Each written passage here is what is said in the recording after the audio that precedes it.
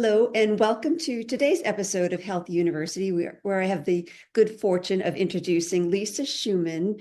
And Lisa is a licensed clinical social worker in the state of, is it in the state of New York? It's in the, New York, Connecticut, and Florida is where I'm okay. licensed therapists around the country. Got you, got you. I know that in the state of New York, you were the only therapist chosen to testify before the state Senate Judiciary Committee to legalize compensated surrogacy in New York, which is Yes, pretty impressive. So that's fun. kind of where I got stuck with the New York thing.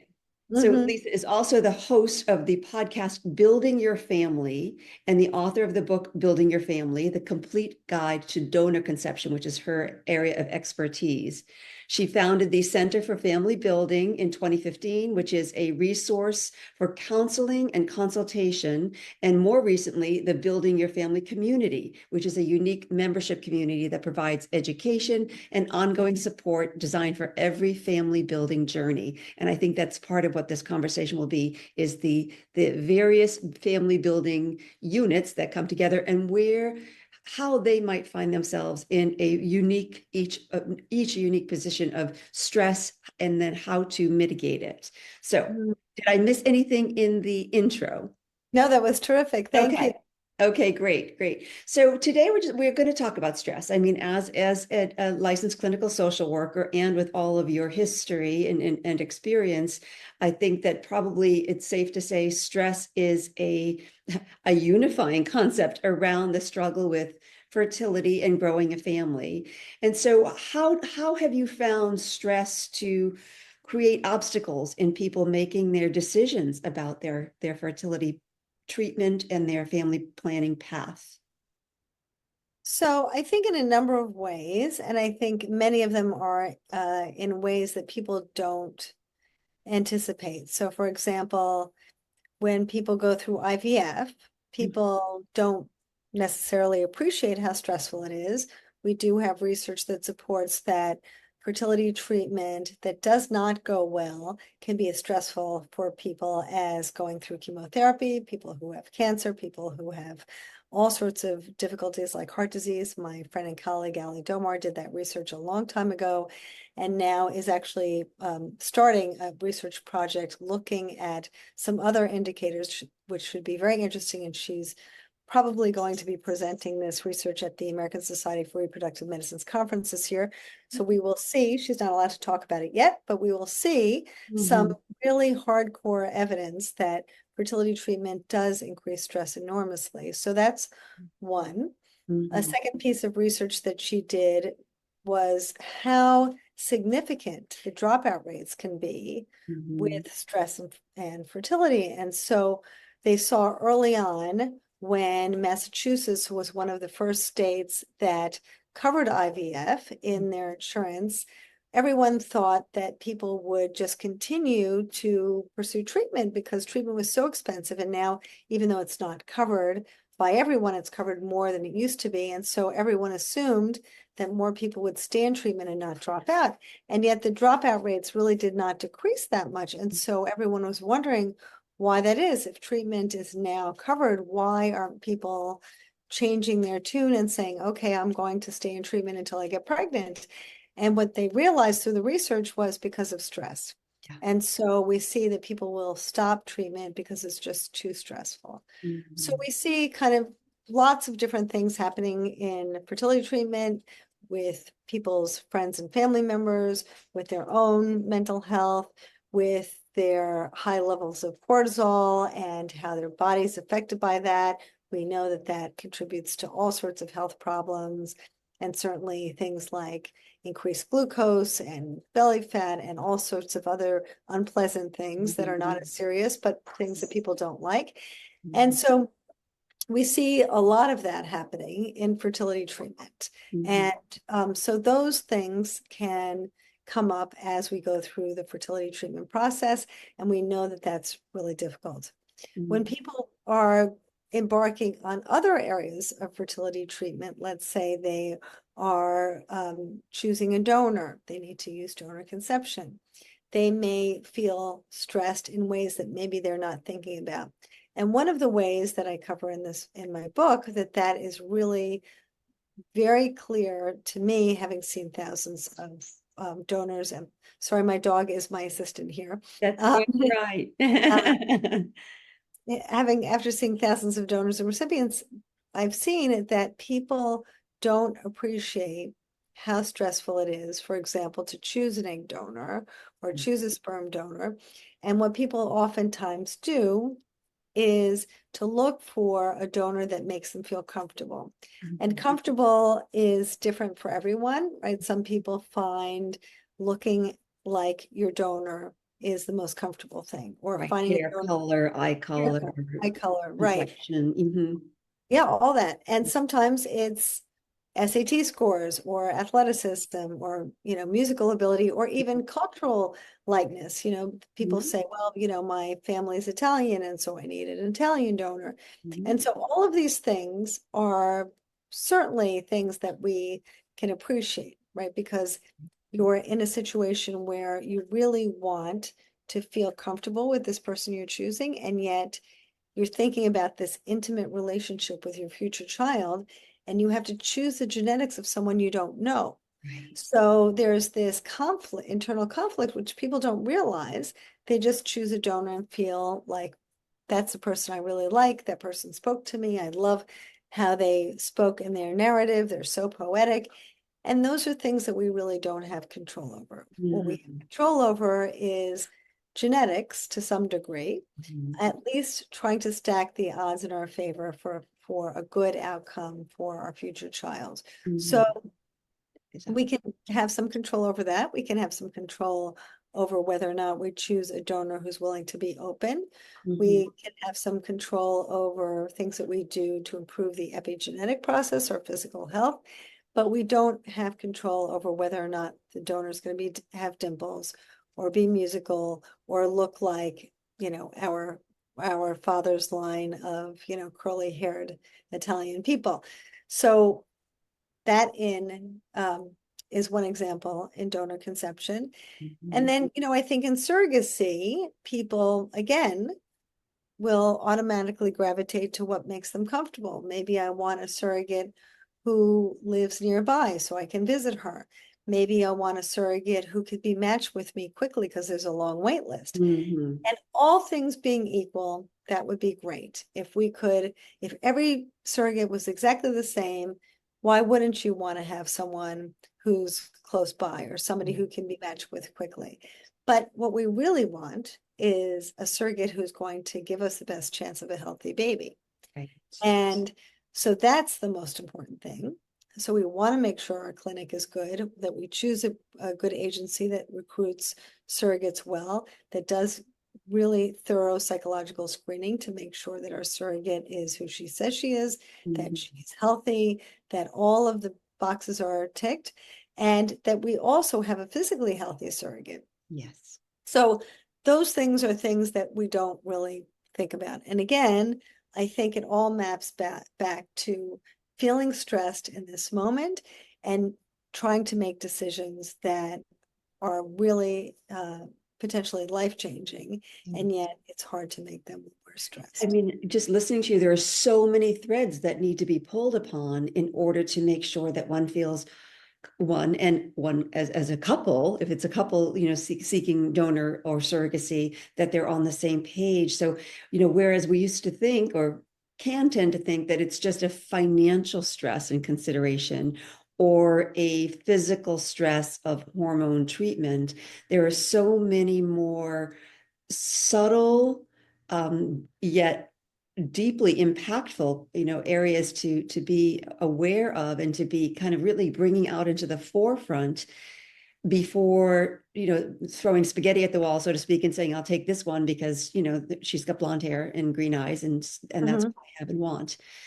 So how do you go about, I mean, how do you go about helping these people first identify that there are questions they need to ask that they Mhm. may not be automatically asking? Is there a questionnaire or format that you have in place, or is it kind of just something that you've got the general concepts of what you want to make sure gets identified, and then you sort of let it come up from the individual or couple who are seeking some help?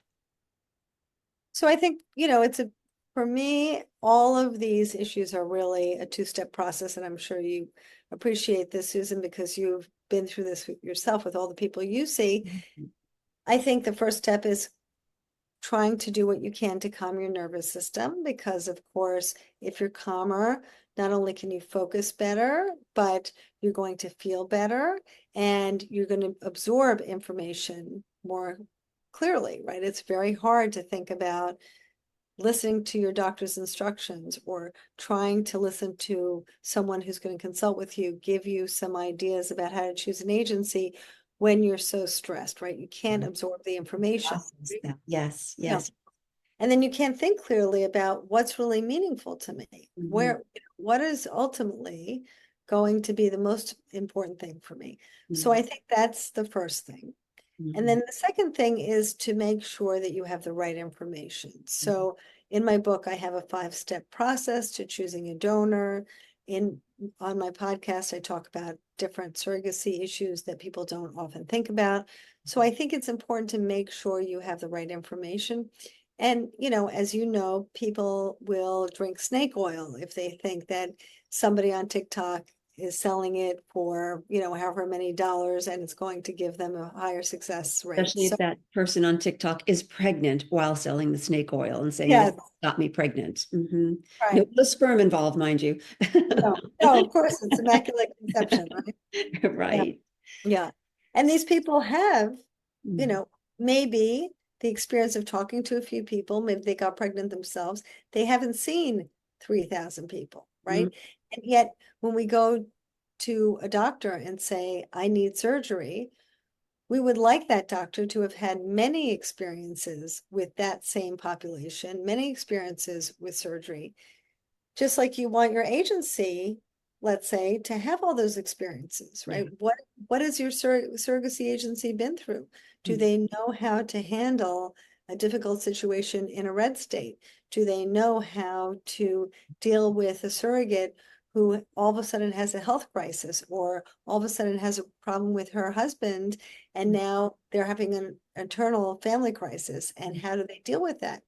What if there are issues around medical testing or termination issues? Mhm. There's so many things that could come up, and you want your agency to be able to say, I've been there, I've done that, I know how to handle it if this comes up, I know how to deal with these issues. Yeah. That's so important. Right. But it's hard to think about, how do I make sure I have someone who has that level of experience and that level of understanding, when you're just looking at the fancy website and you think, oh, Right. well, that looks nice. Maybe that's the person I'll choose. Right, right, right. It falls in that large piece of the pie of we don't know what we don't know. And that's where things can get really tricky. So we've been talking a little bit about, surrogacy and donor. And yet I would purport that the stress of infertility and going through IVF is similar, whether or not it is, an individual or couple's own journey or the journey of someone who's needing a donor or surrogate at some level. Then there's a depth or a breadth of stress that maybe is amplified when there are these other people involved, other humans, a donor or a surrogate. So how would you advise the listeners today to begin the process of saying, before, if you're, even if you've already begun the journey, go through some of these steps or processes to make sure that you're not in that I don't know what I don't know section of the pie. Mhm. So, would you like to talk about fertility treatment, donor conception, or surrogacy? Well, is there a way to blanket it? Let's start with fertility treatment Okay. because because that is inclusive of the others. The others just have an extra layer, if you will. So with fertility treatment, I would say the first thing to kind of think about would be, of course, after you calm your nervous system, the first thing to think about is your fertility clinic. Mhm. Now, the fertility clinic is very important. People think their doctor is the most important person. I'm not saying you don't have to like your doctor. It's great to like your doctor, but the lab is arguably the most important thing. Mhm. Mhm. And so how do you know that your lab is good? So there is something called the SART report, S-A-R-T, and it's available through the American Society for Reproductive Medicine's website or the CDC website. And you can look at your clinic success rates on that website. And even though it lags behind a little bit, it still gives you a good idea of how successful your clinic is. And it's hard to choose a clinic. You may like a doctor very much and say, I want to go with that one. Mhm. You may say, well, my girlfriend's 55 and she got pregnant with this doctor at this clinic. Well, maybe she used donor eggs and you Yeah, just don't know. And of course, the doctor's not going to tell you. you're not allowed to. Mhm. Right. So it's nice to have referrals from friends and family, but I think it's not helpful to solely depend on that.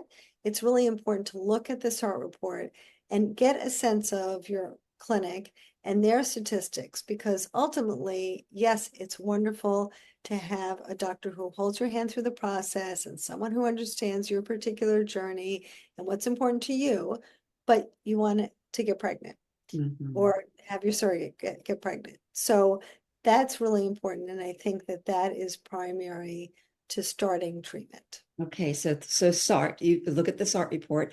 The other thing that comes to my mind is that we sometimes rely on one person, our intimate partner, or or some one person to be kind of our complete guide in this, when that person is also having his or her own stress, troubles, does not have the education or the experience to really help guide. So I think that can actually just add to the stress, would you say? Oh, absolutely. Yeah. Absolutely. Yeah. And there are people are going to feel differently in treatment. So Mhm. it's very natural for people to be on, not to be on the same page and to feel stressed in different ways. Mhm. And really helpful for them to appreciate that so they don't take their differences of opinion as an insult to the relationship. Right, right. And then and in the realm of getting, proper counseling and support, I imagine that there are specific or unique trainings or certifications that one can offer to say, I understand the whole fertility treatment process and the donor egg process and the surrogacy process, because there's a host of therapists out there, but if they don't know this particular industry or niche, they won't necessarily know some of the issues that might crop up. Is there a resource? I mean, obviously we have your book as a resource, and we Mhm. have you as a resource, and your community as a resource, that if somebody needed to like reach somebody in California, is there a network kind of thing that is available?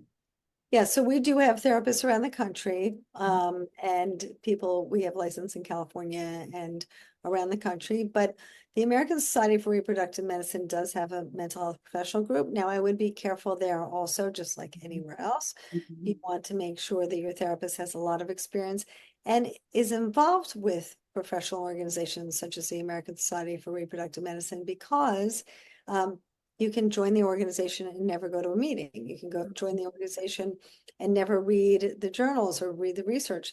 So Mhm. it's very important to get a, a good idea about who you're talking to, if that person is actively involved in ongoing continuing education with Mhm. the society, if they've been doing this again for a while, they're not new at this, they've been through this, they've been doing the training for a long time, they have ongoing training, they have seen many, many people, not just a handful of people. So they Mhm. really understand that this is very different from, let's say, a coach who's just there to hold your hand and support you. You want someone who's going to help guide you in the right way. And one could have both. One could, because the Yes. coach could be the person who says, if she or he is trained, here's how you create, here's how you put together the medicines, and it would kind of organize yourself that way. Yep. But that person, it may not be a licensed therapist, and so it might be missing some key signs and or flags that might be coming up in the conversation. So. Yes. Thank you for sharing in our conversation here at Health University. One of the ways in which we help people improve their fertility is through our 5-element fertility quiz. Please click on the link below at yourfertilityquiz.com and take this short quiz. You'll receive a free report that includes easy to implement ideas to improve your whole health and your fertile health. Now let's return to our topic in today's episode. Yes. So if the listeners out there are saying, okay, now what do I, can you give me some takeaways? And of course I'll be putting your resources in the show notes, so that will be some takeaways to be sure. But if there were maybe 3 things that you would say to the listeners out there, just before you go on to the next podcast, just take note of these few things that you want to consider when you're going through fertility treatment and or donor egg and or surrogacy. And I say that knowing full well that they're 3 different animals, if you will, but whatever you could help the listeners to hone in on, if you will. Well, I can give you, we can go through a brief overview of the 5-step process now, if you like. Yeah, let's do. So the way that I look at it is, as I mentioned earlier, very often you look at what's appealing to you first. So I'd like to flip the script. Let's not ignore how you feel, but let's put it to the side. And let's take the things that you have some control over first and put them first. And the things you don't have control over and put them to the side, right? So when we think about maybe, our ex-president, Bill Clinton's highest, IQ in presidential history, and a Rhodes Scholar, and his brother's an alcoholic, can't keep a job, right? The 2 princes of England look very different from each other. Christy Brinkley's daughter doesn't look like her. So there are many people who don't look like their brothers or sisters or their siblings. So we need to appreciate that even though this person looks like what you want your child to look like, you may not have that. I screened a donor who looked very much like me, blonde hair, green eyes. She looked very similar to me. And I thought, wow, if I needed an egg donor, she might be the perfect person. She has 3 brothers who all have red hair, who are all interested in math and science. Not at all. There you go. That's genetics for you. Yes. So what if we think about that? How do we kind of manage that in our child's best interest? So what happens when you go to a fertility clinic? You go in there and you say you need donor conception to build your family. They say, okay, we're going to set you up with a genetic counselor. You do some genetic screening to see if you're a carrier for some difficulty. And if you are, then you don't want your donor to have the same difficulty, let's say cystic fibrosis, or even if you have the BRCA gene. You don't want your donor to have the same thing, right? You don't want to double the risk for your child. So then after that, they say, okay, you finished that. You have that information. Now go choose your donor. But I think you could take it one step further. Yeah, and I'm leaning in here. I think we're listen up, people. Here we go.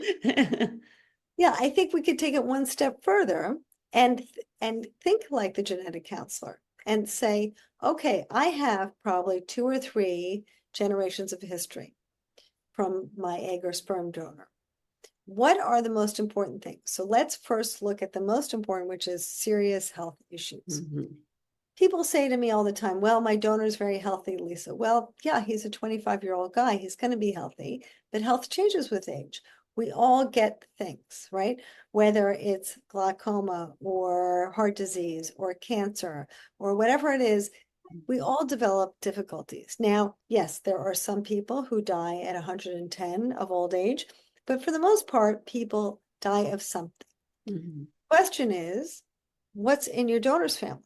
What did his grandfather or her grandfather die of?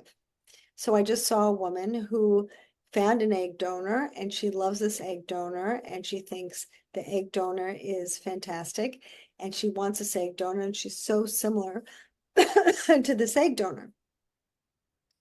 Well, there's a lot of breast cancer in the egg donor's family. Oh, wow. But, and that's, people die of things. So the grandmother died of breast cancer and a cousin died of breast cancer. Not at a young age, so it's understandable. Okay. But her husband's mother also died of breast cancer, Mm. also in her husband's family.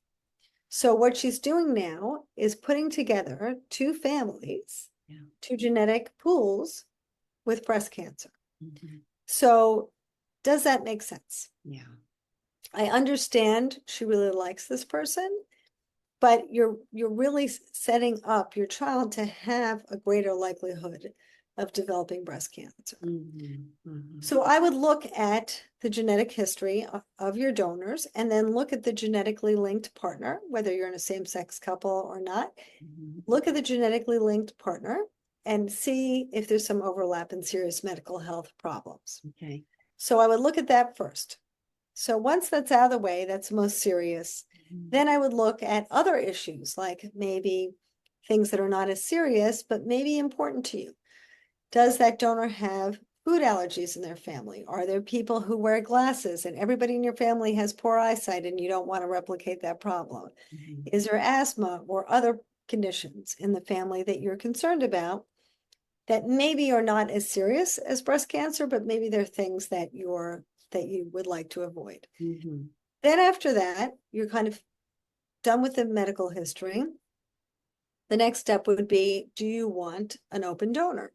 Mhm. So we know anonymity is not possible anymore. It's, there's 23andMe, there's Ancestry.com, there's facial recognition on Facebook. It's not possible really to look at the donor and say, I'm never going to have any contact with this person or their offspring or their siblings or their cousins. Mhm. It can happen. So what is it that you'd like to do with that? Would you like to recruit a donor who is known to you? And now there's all sorts of options for that. I'm teaching a course at the American Society for Reproductive Medicine this year on how to integrate an open donor program within a fertility practice. Mhm. And it's happening more and more. There are some sperm donation programs that are open. So you can now decide where you couldn't previously. Yes, I'd like to find out if my kid is 2 years old and they're having, some food allergies. I want to be able to contact the donor and find out, do they have food allergies in their system? Mhm. I want to see if she develops breast cancer at 35. Maybe I'm going to take my daughter for early mammogram screenings. Mhm. So you do have a lot of opportunity. In addition to that, you can be in touch with her and find out what's important to her. You can have a relationship with her if that's something that you want. You can leave that possibility open for your child. And what people don't often consider is that even though they say, well, maybe I'll meet up with that donor when my child's 18, and that's fine, that donor could donate to many, many people. Yes. Yes. And so if you're number 10, that the person's that's knocked on her door, maybe she'll open that door and say, I'm here for you. I'll give you whatever information you want. I'm happy to talk to you. But what if you're number 200? Mhm. You're not. So I do think that developing a relationship with that person does give you that opportunity to have a contact with her. Maybe even if you're not in touch with her over the years, but you've met her or you've Mhm. had a Zoom call with her, or in some way you've contacted each other, then she'll remember you Mhm. maybe 18 years later. And it's not so out of the blue when you Mhm. contact her and maybe your child wants some information. Mhm. So I Mhm. do think it's really helpful to understand that. And also to understand that contracts are not enforceable. Even if she says, I'm never going to donate again, there's no way to know if she changes her mind, number one. And number two, all the people she's donated to will likely have frozen embryos because she's Mhm. young. So she Mhm. makes lots of eggs. And we have hundreds of thousands of frozen embryos in this country that have Mhm. not been used yet. So this year there was a live birth from a 30-year-old embryo. And last year there was a live birth from a 27-year-old embryo and a 23-year-old embryo. Mhm. So your children can have genetically linked siblings that are decades younger than them. Mhm. So Mhm. we don't really have control over that. So if you do have some openness, you do have some benefit. And then after that, I think everything else is gravy. You can decide if you want someone who, has freckles and dimples, and has a long line of Irish relatives, and Mhm. that's important to you, that's fine. But I think it's helpful to kind of think about some of these steps first and to start with the most important things that you have the most control over first. It also gives you the opportunity to whittle down your choices. People look at sperm banks, for example, or even egg banks for that matter, and they feel like this is a Match.com website Right. and it's overwhelming. So how do you begin to narrow down your choices? Using this framework will help you narrow down your choices. Mhm, mhm, mhm. Very interesting. I'm thinking while you're speaking of that, the documentary, from Norway, the man who Yeah, found, with 1,000 kids. Yeah. yes, Hmm. yes. And I Yes. and I think I heard you say, and I hope I'm wrong, is that there is kind of in the donor egg world, there's no way of knowing if this person has donated before and to whom. And my mind goes to that movie, and how many permutations of that are we going to see and have? And is there anything in place or in play even to put some controls over that so that we don't have, children growing up and marrying their half sibling? Well, if the audience is interested, I have an article in Psychology Today about that subject, about Okay. this particular person. Um, but I think what's most important and most telling about the story is that he's from Denmark. So Yeah. in Denmark is a very small country, and there's tight regulation in the country. There's a governmental body assigned with the task of watching donors. This is their rule. They have a family limit rule. And so in this tiny country, he was able to get away with this. Yeah. In And the all the way US, to Australia. Australia, but he's in Africa now. He's Mhm. all over the world. So in the US, much larger country with zero regulation, you can only imagine. And I know many, many people whose children have a genetic sibling in their high school class. Many. Mhm. Wow. Yeah, there So was I a woman think, last year on CNN who's in Connecticut who she did 23andMe and she discovered that her high school boyfriend is her half brother. see that I think that that's about to become a bit of the norm when Yeah. that we're going to have to do genetic screening Yes. as we Or couple the up. prom. Wow, so fascinating. But I know that we could spend another hour in that conversation, and I do want Yes. to be respectful of your time and the viewers' time. So we got a few. You said there were 5 steps. Did we miss any of the steps? Nope, Because that was it. okay, we got the genetics, and then we went all the way down to freckles and dimples, Mhm. as the icing on the cake, so to speak. Right. All right. Well, I will make sure that we've got your article linked as well as your resources linked so that people can access you and your book and your community for more information, because I do think that what you're doing is so important, that and the level of importance is almost overlooked in that emotional pull to just get me my baby. But I think that this is really a critical conversation, and I'm so grateful that you came on to have it with me today. Oh, it's my pleasure, Susan. Thank you Thank so much you. for having me. Thank you. My pleasure as well. So, class at Health University, we're going to say class dismissed for now, and I think we'll be resuming this conversation at a later date. So, thank you very much. It's my pleasure.